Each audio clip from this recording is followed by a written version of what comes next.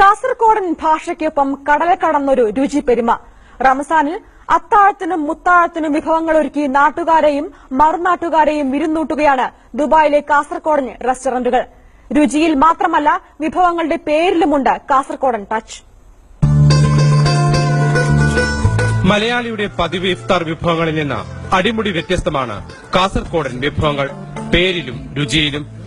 കടുമ്പ്, നേർച്ചച്ചോറ്, പള്ളിക്കറി, കുഞ്ഞിക്കടുമ്പ്, കൽത്തപ്പം, പയറുവെള്ളം, മാങ്ങാവെള്ളം, ഇറച്ചിച്ചോറ്, നാടൻ വറവ്, ബീഫ് മുളക് കറി, ഉണക്ക് പൊരിച്ചത് തുടങ്ങിയവയാണ് അത്താഴത്തിനും മുത്താഴത്തിനുമായി തയ്യാറാക്കുന്നത്.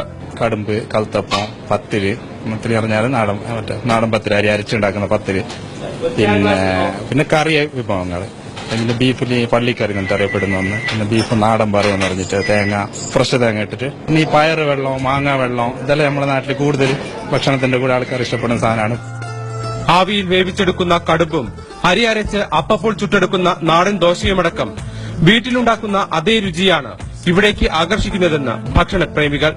നമ്മൾ പരിക്ക് പോയിട്ട് തിന്നണേ ആ ഒരു ടേസ്റ്റും ആ ഒരു സ്വന്തം പോരൽ കിട്ടും പോലെ, അതേപോലെ കൈ കീസയിൽ പൈസ ഇല്ലെങ്കിലും നമ്മൾ ഉസ്താദ് അത് മാസത്തിൽ കൊടുത്താൽ മതി. ഇനി മാസത്തിൽ കൊടുക്കാൻ പറ്റില്ലെങ്കിലും 2 മാസം ആയാലും ഉസ്താദൊന്നും പറയില്ല. കാസർകോട്ടുകാർ മാത്രമല്ല, മംഗലാപുരം, കണ്ണൂർ തുടങ്ങി മറുനാട്ടുകാരും ദൈറ നായിഫിലെ ഈ രുചിപ്പെരുമ ആസ്വദിക്കാൻ എത്തുന്നുണ്ട്.